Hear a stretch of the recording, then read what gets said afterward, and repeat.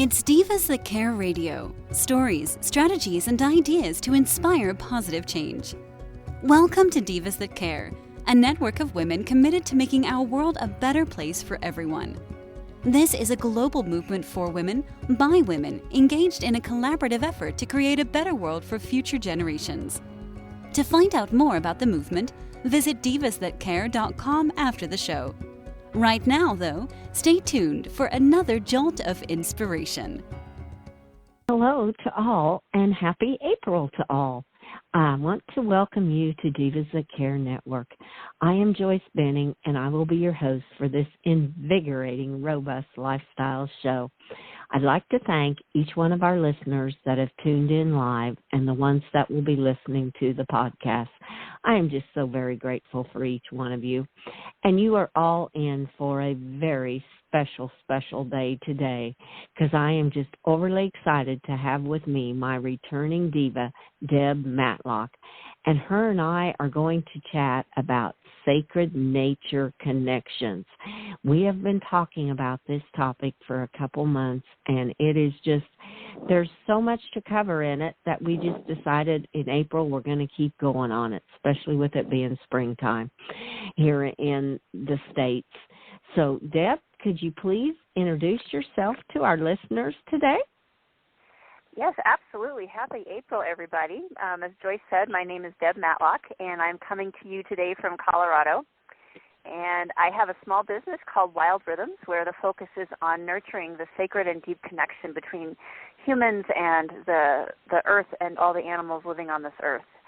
And I offer programs, retreats, and trainings for people, professional practitioner trainings for people who would like to include this kind of work in their own offerings for their clients. And I'm just really looking forward to our conversation today, and I really love these monthly conversations. I think we always go to so many inspiring places that I always leave with a lightness in my own heart from these calls as well. So.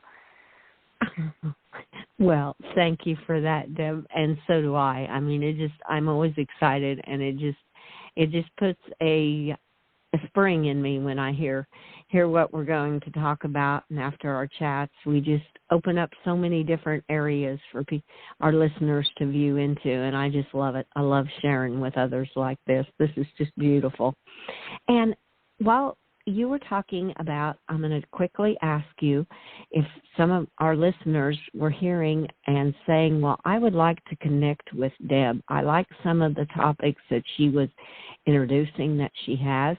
What is a good way for our listeners to get a hold of you and connect with you so they can get involved in some of your workshops and what you offer, Deb? Oh, yeah, thank you so much for asking. My website is wild-rhythms.com.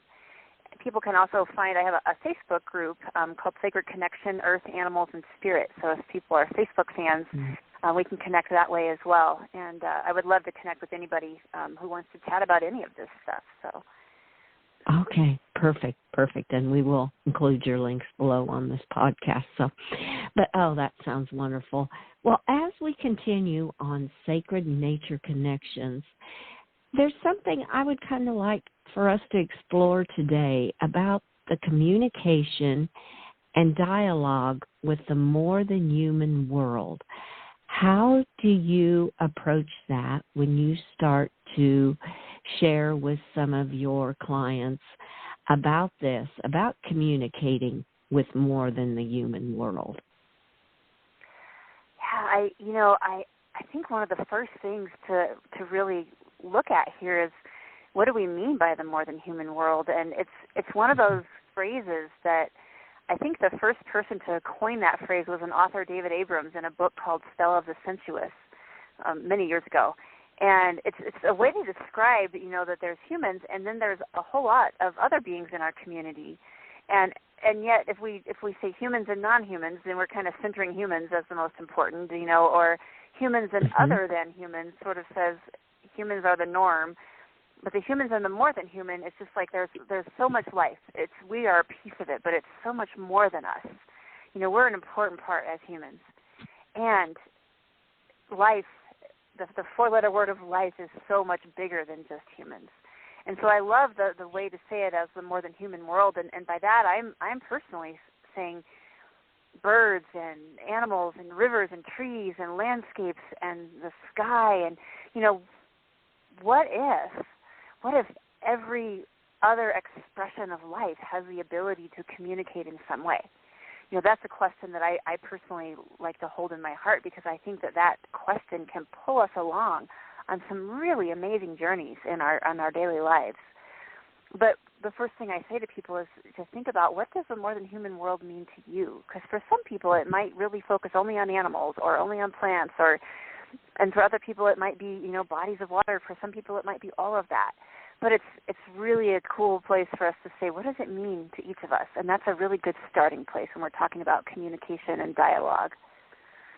I so agree with you. And when I think of more than human world, I just love all the examples you gave, because that's what I think of. I think of everything. I mean, the sky with the beautiful clouds in it, and even the air outside, because sometimes when there's different weather changes comes in, the air will feel a damper or a dryness to it, and the trees, how they change seasons, and the grasses, and it's just, to me, it's just everything out there in the whole world is more than human, and we can talk about that in the world. And I love how you said that. It includes so much, and we're all, to me, we all form a web where we all connect together.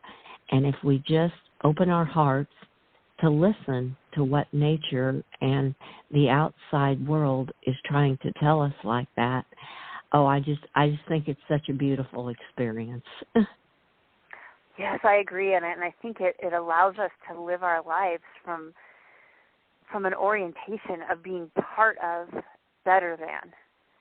And I think that's a really important orientation, is to realize that we're part of this magical dance on this amazing planet, and all the mystery. We're not the center stage. We're not the solo singer on the opera, because we wouldn't be able to sing at all if it wasn't for all the other life. It just makes me feel very humble, and I think it's a good reminder. I personally, as a human, I appreciate that reminder that, I am just a piece of this amazing dance.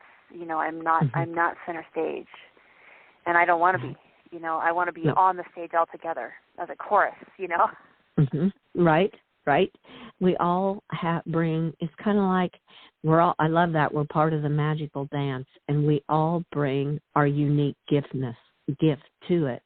Whether it be a human, whether it be an animal, whether it be the trees, whatever we bring, we can all dance together in a magical dance, as you said. And we each have a unique gift to offer that the other one can cherish and benefit from too. And when we combine them all, oh my goodness, what a beautiful world it is. Yeah, exactly. And I feel like it also can take some of the pressure off of being a human. If we think about the more than human world, and the communication and dialogue and connection and all those things can happen outside of our own species as well, does it allow us to take a breath with each other, and does it allow us to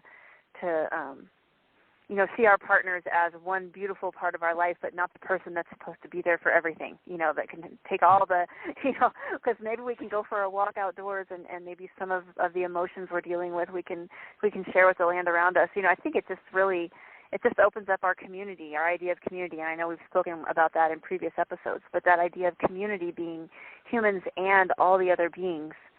And I think this idea of communicating with the more than human world is a key part of that. Oh, yes. Oh, I feel the same way, because it's just, just like this morning when I was outside, the birds were just singing so beautiful. And it's just realizing that they are all part of this magical dance in this world. And what they bring, it's just beautiful music. Cardinals, I call them red birds, but they are so beautiful to me. And when they sing, it is just like, oh my word, there's an angel from heaven singing is how I feel. And it's just enjoying that, and letting go and realizing what an important part they are playing in your life and how much they are bringing to you. And like the other morning, we woke up and had snow on the ground here, and I threw out some feed for them, and I'm like, what a little thing we can each do, and in return then they are singing their beautiful music. And it's just co-creating that dance together is how I feel, is how I look at it with the more than human world out there. Ooh, I love that. Yeah, co-creating the dance together. Yes, that just gave me chills when you said that. And I think, the more that we think of it that way, the more we can actually open ourselves up to the possibilities that we are in a constant dialogue with all of life around us. I think so often with animal communication and nature communication, people talk about, having a telepathic session with your dog, which is perfectly valid, and it's one way to do it, having a telepathic animal communicator, and I think that is one piece of the bigger story, and it's an important piece, but I think the bigger story is that there are so many ways we can engage in this communication, and that we are actually doing it all the time, whether we're aware of it or not. And so what can be really fun is when we open ourselves up to it and we sort of say, okay, I'm gonna just be more aware of it and play around with it a little bit, and sort of see where it goes with, where it takes us and where our natural abilities take us, because everybody has abilities to communicate and to be in this deep dialogue and this deep connection with the more than human world. I'm convinced of it. I've worked with people for 25 years and mentored people in various forms of this, and I honestly am convinced that it's as natural for us as breathing. What's weird is that it's a recent part of human history where we've kind of started to embody the story that this is crazy, woo-woo, you can't talk to the tree, you can't talk. But if you look at human history across cultures and across time, it was this dialogue, this collaborative dance, as you said, that is, I think, at the root of our species. It's not like it's a new thing. It's really not. What's new is us saying that you can't do it, right. Or that it's only what the weird people do. Exactly. I think the world or humans have thought, some people have just thought, oh, that can't be. It just can't be that way. Like you said, they're weird people if they communicate with animals and talk to their animals or talk to the tree or the plants or the birds. And it's like, no, like you said, when you go back in history and look at how things were years and years ago, they did that. They communicated. They all lived together more. And now we're all, like you said, it's kind of, people think, oh, I'm weird because I can talk to my dog. I can communicate with him. I can hear what he's trying to tell me or feel what he's trying to say. And it's just, I agree with you, too. I have heard that so much, that each one of us has it inside of us to be able to do that. It's just listening and being in tune with your own intuition and opening up to do it. Letting your heart listen to what your heart is saying, and let the ego and the mind sometimes go away and follow your heart, and you'll be amazed how you can communicate with the more than human world, is how I often look at it. I would agree, and I think, and the beautiful thing is that we, there are passages in the Bible that talk about, gaining wisdom from the more than human world. There are passages in all the religions and all the cultures, and I think what we can ask ourselves is, okay, so, who am I as an individual? What stories have I been told? What belief systems are really important to me? And then how do I, from those places, open myself and say, okay, because I had one client who was, in a very multi-generational, deeply fundamentalist Christian family. And she was the one who actually pulled these Bible verses out and sent them to me.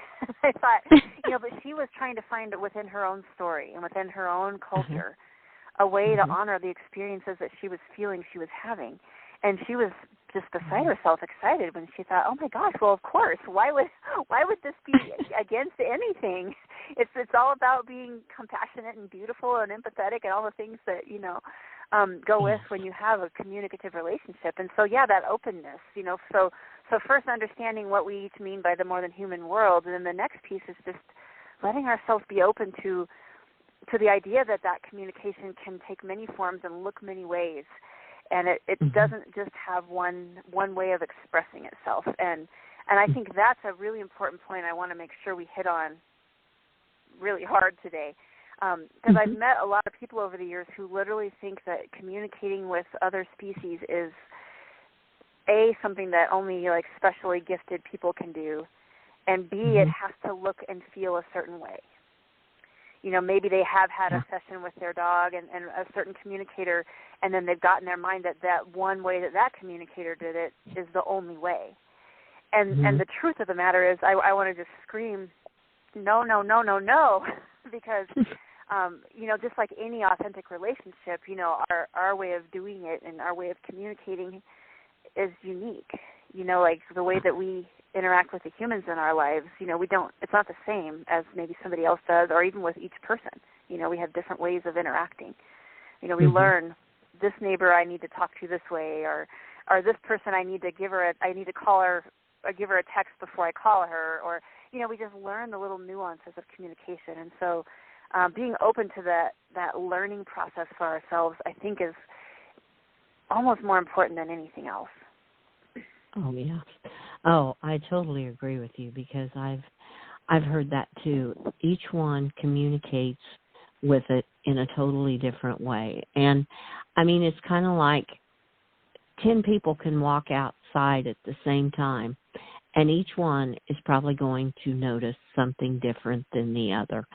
And that's great, because that's what's inside of you, and that's what you're seeing first. And so it's just a small example of how we all communicate in a different way. And I've heard that said so many times, even with humans. People can read something, and each one will interpret it just a little different way than the other. And it doesn't mean that they're all wrong or only one's right. It's just a little bit of a different interpretation of it. And so I think it's the same with animal communication or communicating with more than human in the world. You each have your own unique way of doing it.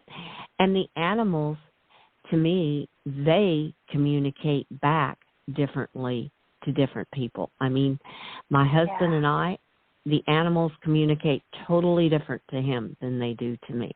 It's just amazing how different. And when you really start to open yourself up, you can really start to notice what a unique way they each have, too, of communicating with different people. Oh, yeah, I think that's a really good point, how the communication comes back, because, sometimes, somebody, especially if it's an animal that we live with, like a dog or a cat or a horse or an animal that is domesticated and part of our family, we're going to have a very different level of communication than perhaps a wild coyote that's running through our yard. But it doesn't mean that there's not still communication there. And that's where I also think it is like we can get stuck as thinking that it's always going to feel the same, even if we figure out, okay, the way that I like to do it or this, and this. The reality is what we really want to do, I think, is be open to all the ways that not only can we communicate, but that we can have the communication come back to us. And there are like a few different ways, if we look at communication, that I think, we can chat about those here. And I think probably the listeners are all going to go, oh, well, I do that. Oh, yeah, and I've had that experience, but I didn't think of myself as communicating with the more than human world when that happened.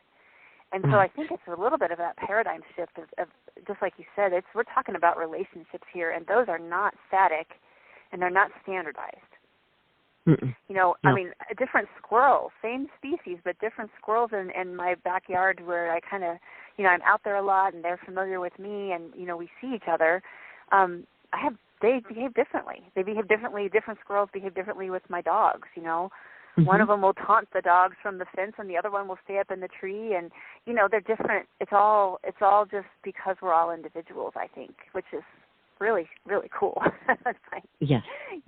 But yeah, and I think if if people are curious about this, we can ask ourselves, so in what way do I hear the voices, if I'm able to hear, the voices of the more than human world? And you mentioned earlier the redbird, the cardinal songs. We can hear songs. We can hear wind in the leaves of a tree. We can hear the rustling of water. We can hear snakes slithering through dried up leaves. We can hear chatter. We can hear stressed out chatter. Like it's really not hard. I don't think you have to be a wildlife specialist to walk by a tree where there's a bird nest, like maybe robins. And you can tell that there is a predatory bird like a jay or maybe a little hawk also in that tree, because they're shrieking and there's all this activity and there's this chaos and it feels like stress. You can hear it, you can feel it. You look up and go, oh my goodness, look, there's that big blue jay is right there looking at that robin's nest. No wonder they're freaking out. Right. We're not any different. If we had little babies laying in a cradle and somebody came along to try to take our babies, we would freak out. Yes. So I think we can give ourselves a lot of credit for just being like so similar to other beings, So one question is, what do we hear? What sounds do we hear in the landscape, and what stories do those sounds tell us? Oh, yes, definitely. And even our feelings. I mean, how do you feel when you're outside in nature? Or even like being outside during the day in the sunlight, what kind of feeling do you have? Grasp hold of those feelings and realize what they're like compared to being outside in a beautiful moonlight. To me, it's going to be different feelings. So if you say, well, I don't hear the things like you're talking about, do the feelings, because I think feelings come into play huge when you're looking too at more than human world and how to communicate with it, because you can have all kinds of different feelings, or the breeze coming across your face, what a feeling that is, or even rain, if you're outside in a warm rain and the feeling of it coming down on you. Just feel it too as much as hear it, and the smells, and you can just start to use all of your senses is kind of how I look at it, is how I experience a lot of the more than human world too, other than hearing my animals and hearing things, is the feeling and the smell of it too. Absolutely. In fact, sensory awareness is one of the key points that I think is so important to this is seeing and feeling and tasting if it's safe. I wouldn't just taste random plants that you don't know, but if you taste a strawberry and it's really juicy and sweet, that tells you something about the soil, the plant, the season, all kinds of things. It tells you, if you're eating the leaves off of a dandelion and they're really bitter, it tells you the story. There's a possibility that plant already flowered, versus if they haven't yet, so that all these the sensory awareness is a definite window. We are sensory beings, and that is something that we share with a lot of other beings. And so that is a definite window for communication. And, with the hearing thing, it's not only what we can hear in our landscape, but what we might possibly hear in our minds, We might hear messages. We might not. But being open to the possibility that we're standing there with that bird sitting on the fence, and we're just you're gardening, and the bird's just watching, and there may be something that we hear, and that's not a weird, unnatural thing. It's something to go, oh, that's curious, interesting, and I feel like it's kind of fun just to say, what is it, whether I'm hearing it out of me or from what feels like maybe within me. It's all a valid piece. So adding that to the sensory awareness of just letting ourselves slow down and focus on our own senses, and move into a rhythm that isn't, rushing from here to there while we're staring at our phone, while we're talking to our kid, while we're, but instead saying, I'm going to go outside now and let my senses guide me. Even if that's walking from the car to the grocery store, a 1 minute walk, we can put our phone away and we can say, I'm going to focus on my senses here and just what stories I can sense from the landscape, from the more than human world.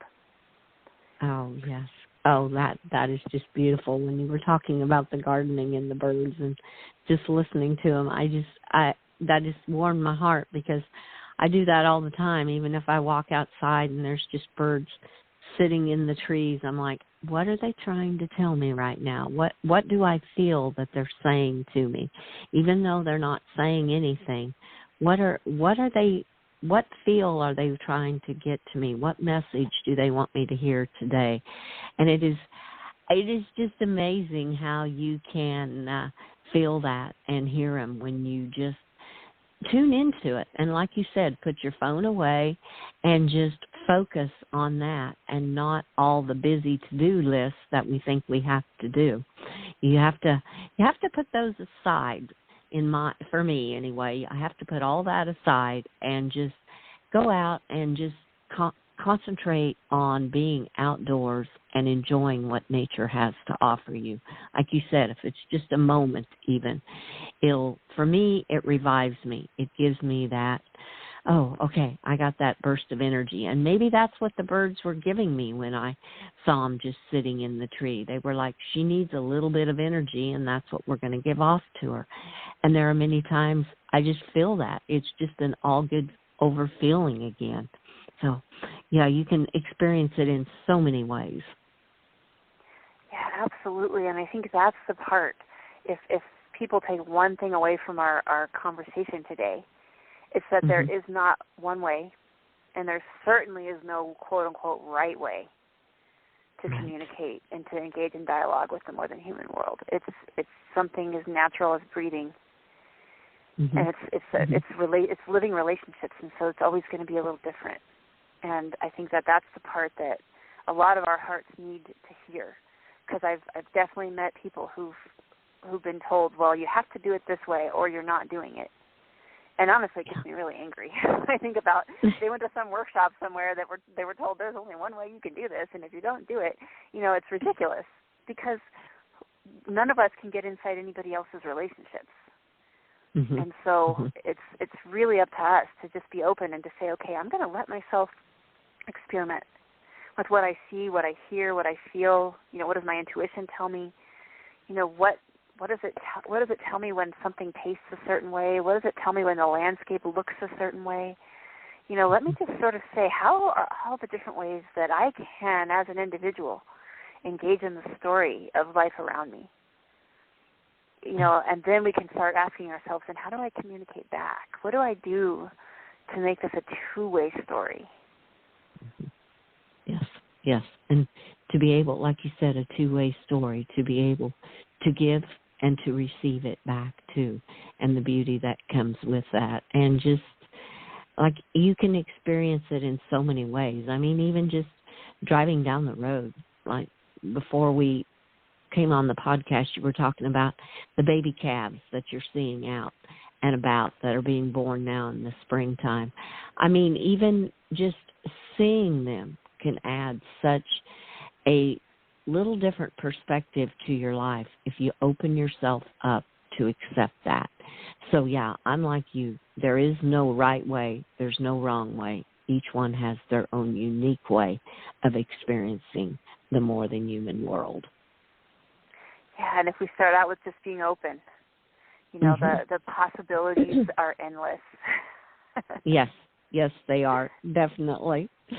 Oh, Deb, this interview has gone so quickly again. This was so much fun. I just loved every moment of it and all the beautiful, beautiful words that you shared and advice for people to connect and with the more than human world. I want to thank you so much, Deb, for all the information you provided today and all the nurturing to the people to help them get started on listening and feeling and all of it, just everything, that there is no right or wrong way, as you said. I love that. Yeah. Oh, it's my honor, and I enjoyed it as well, and I sure appreciate our conversations. Oh, well, thank you, and so do I. And I am so excited. I want to thank all of our listeners today for listening to this incredible interview with Deb Matlock. And be sure and share this podcast with all your family and friends. And Deb will be back again in one more month, and it will be another exciting interview. And we will have her links posted below this podcast so that you can connect with Deb and get some more valuable information. And be sure to check out all the other hosts and their shows on divasthatcare.com. Have a fantastic day. Be kind to all. And remember, go out in nature and just figure out the way that you can best communicate with the more than human world. And don't feel that you've got to do it one way. All ways are the right way, whatever works for you. And be sure to be kind to all. Give your animals a hug and share your love with them. Until we connect again on Robust Lifestyles, stay strong and healthy. Thanks for listening. This show was brought to you by Divas That Care. Connect with us on Facebook, on Instagram, and of course on divasthatcare.com, where you can subscribe to our newsletter so you don't miss a thing.